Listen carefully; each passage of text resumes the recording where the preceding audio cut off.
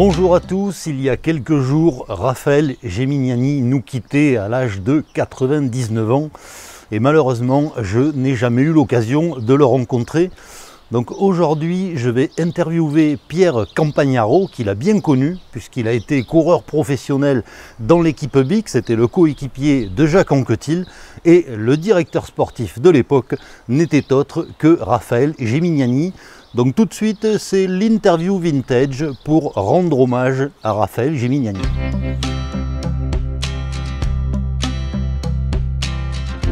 Ça fait vraiment de la peine, quoi, parce que c'était un gaillard, c'était un détail sportif hors norme.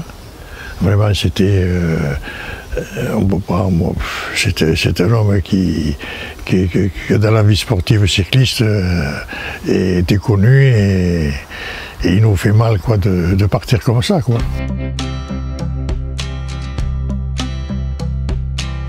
C'est un garçon qui a eu de la volonté dans le cyclisme.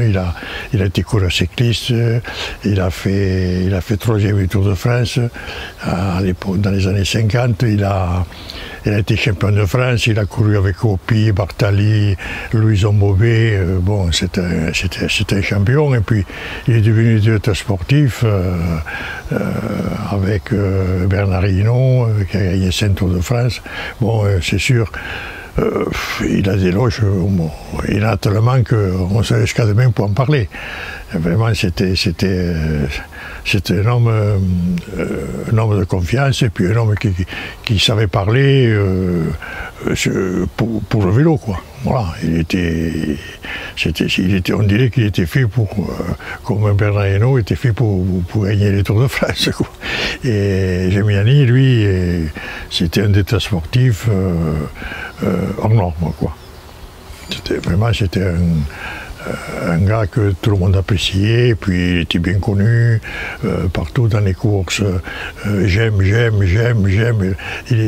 Les coureurs, il était autant sollicité que les coureurs. Voilà, tellement qu'il était connu, quoi. Voilà, de sa personnalité, de son savoir. Bon, il a vraiment été à la hauteur de tout dans le cyclisme. D'ailleurs, hier au Tour de France, là, il y avait Bernard Hinault et Jean-Paul Olivier qui ont fait une audition. Là, ils ont dit que bon, ils ont tous regretté, puis ils ont tous donné son palmarès et tout. Vraiment, c'était un champion, quoi. Voilà.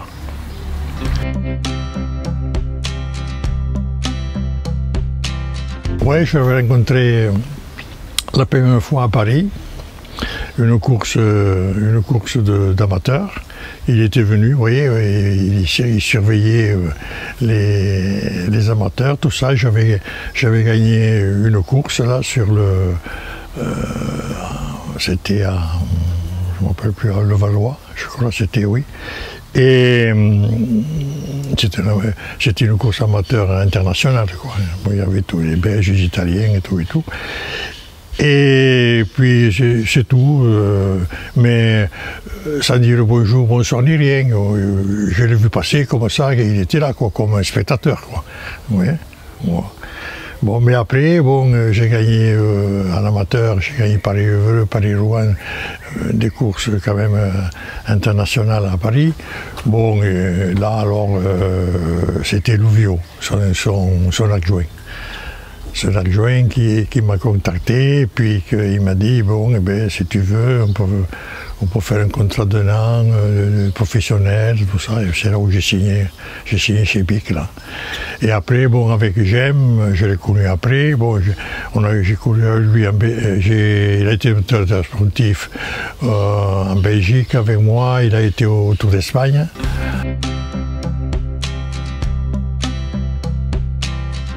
Au Tour d'Espagne, une anecdote, au Tour d'Espagne, à un moment donné, j'étais dans une bordure là, puis c'était dur, ça flinguait de partout.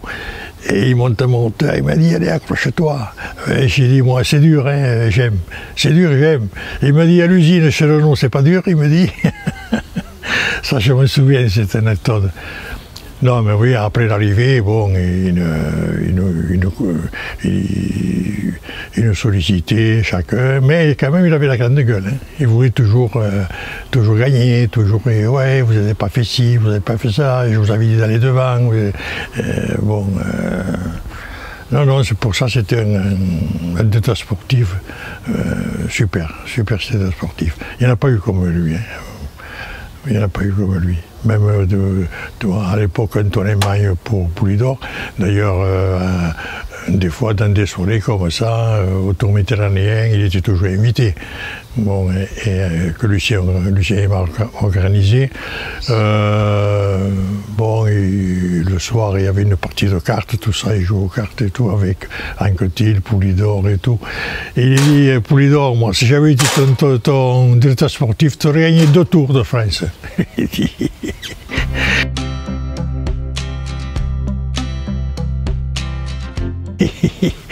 Il flinguait tout le temps. Il flinguait tout le temps dans les côtes partout, bim, il était toujours à l'avant, quoi. Et toujours à l'avant du peloton, et puis il flinguait, alors après il avait un fusil.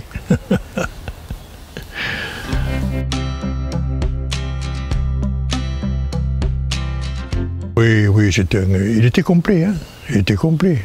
Bon, pas trop sprinter, mais il roulait, il grimpait. Bon, surtout la montagne, il grimpait bien. Hein, il grimpait bien. Bon, il a fait, je sais pas, dans les années 50, ouais, il a fait 3e du Tour de France. Ouais, donc non, c'était un bon coureur quand même. Hein. Puis à l'époque, il y avait des clients. Hein. Il y avait les Italiens, les Belges, parce que le vélo, c'est vrai à l'époque, bon, c'est pas comme maintenant, il y a quand même les soviétiques, les machins et tout, c'est mondial quoi. À l'époque, il y avait les Belges, les Espagnols, les Italiens, les Français, un petit peu les Anglais, ouais, c'était un petit peu une famille quoi de... Hein, tandis que maintenant, vous avez vu, c'est vraiment étendu. Hein.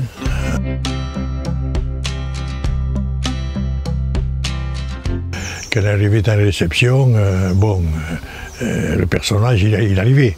Bon, il disait une connerie, 3-4 mots, une connerie, tout le monde rigolait. Ouais, bon, mais j'aime ça. Ouais. Et puis il était coléreux, hein. Très coléreux. Moi, je l'ai vu dans des réceptions comme ça, il y avait des plats, des cacahuètes, des machins et tout le monde, personne ne touchait pas. Et puis, lui, il a picoré. Il a piqué, quelques trucs, tout ça et tout. Et puis il y a une femme qui servait là qui dit il ne faut pas toucher, c'est pas encore. Il chope la corbeille de cacahuètes et il y a jeté par la figure. Ah oui, mais c'est ça, oui. Oui, ça je me souviens, oui, c'est des trucs. Ah, et puis il fallait pas l'allumer. Hein. Il ne fallait pas l'allumer pour un, pour l'autre. Oui, tu vois, tu as fait ça, j'aime. Comment? Alors là, il explosait. Là, il explosait. Là, ouais. Et après, il était comme tout le monde, quoi. Bien, quoi.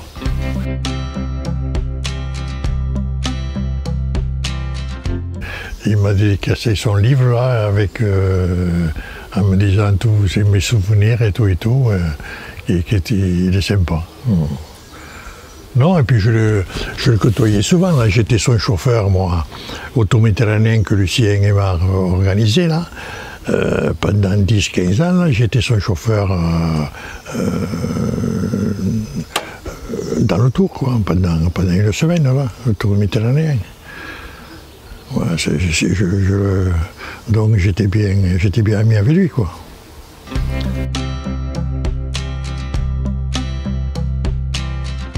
C'est une bonne famille, je trouve, le cyclisme.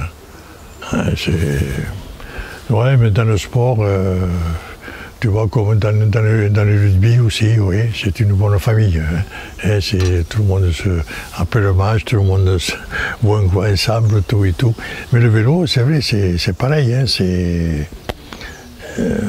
on ne regrette rien. Hein, on est tous amis de l'un à l'autre, on se téléphone. Moi, j'étais bien ami avec Louis Ocaña.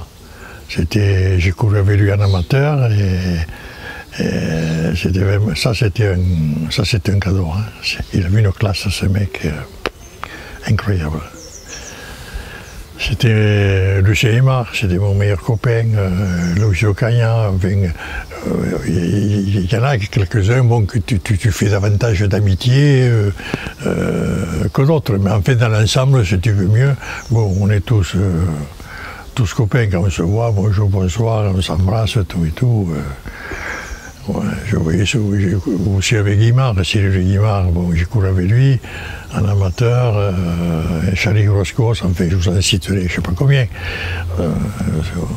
J'étais au bâtiment de Jeuneville, on était tous, et après on s'est dispersés. Un est allé chez Bic, l'autre est allé chez Mercier, l'autre est allé chez Peugeot, l'autre est allé... Ouais. On s'est quittés comme ça, mais en paix, on se rassemblait quand même. Voilà.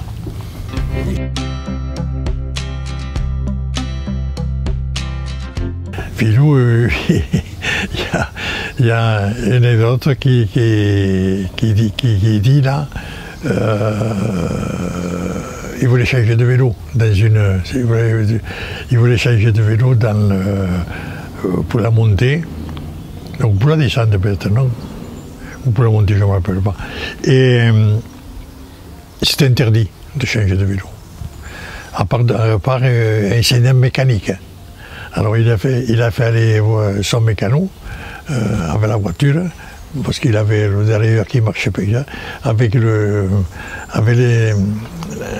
pinces, il a coupé le fil des freins, le câble des freins. Clac, hop, et changé de vélo. Et là il a pu changer de vélo. Ça c'est un truc j'aime ça. Ouais. Bon, il en a fait d'autres trucs. Après, bon, l'histoire qu'il y a eu aussi avec quand Thiel gagne le Dauphiné, et qui gagne après Bordeaux-Paris. Il voulait pas y aller le faire en Thiel. Non, il m'a dit non, il gagne le Dauphiné. Non, tu vas y aller, le baron Bic est d'accord et tout, il y a l'avion qui est prêt, on t'amène à Bordeaux et tout. Non, bon, finalement il est allé. Et il gagne Bordeaux-Paris. Et il voulait abandonner. Et alors, il nous racontait là, il a traité de tout. Mais t'es un petit merdeux, mais qu'est-ce que tu fous là? Mais écoute, reste. Il avait mis pied à terre à Bordeaux-Paris. Et puis il remontait sur le vélo, il est reparti. Et grâce à Gem. Si Gem il n'est pas là, il abandonne quoi. Et il gagne.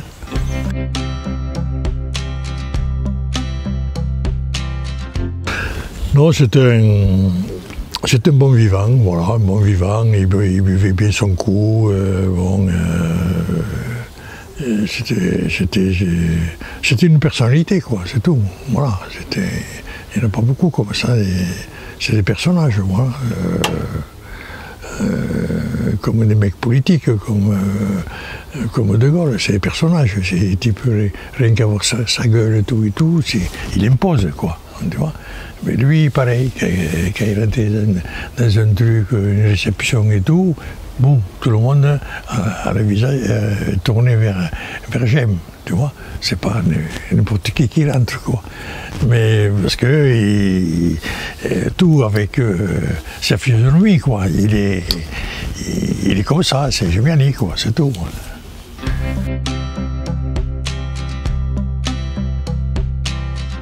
Non, moi je l'aimais bien, moi c'était un type entier, voilà. Il cachait rien, lui, il avait quelque chose à te dire et tu le disais en face. Hein. Ah ouais, ça ferait, c'était n'importe qui, le plus en République, lui. Lui, il baladait, lui. Et ouais, c'est un mec... il n'y en a pas un autre comme ça, je crois pas. Dans le vélo, hein.